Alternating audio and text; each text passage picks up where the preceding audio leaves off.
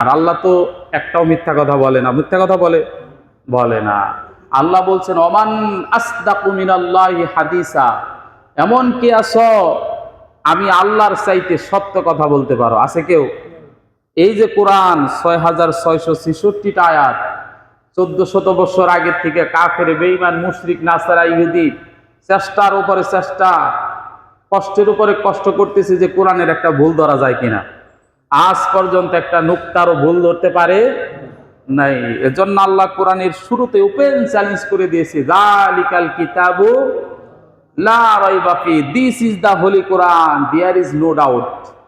সন্দেহ নাই, ভুল তো দূরের কথা, আপনি সন্দেহ করতে পারবেন না, এর মধ্যে সন্দেহ নাই। ভুল তো অনেক দূরের কথা, অনেক দূরের জিনিস, সন্দেহেরও কোনো অবকাশ নাই। এমন সুন্দর কিতাবে আল্লাহ বলছেন শুকরিয়া আদায় করো, নিয়ামত বাড়ায় দেব।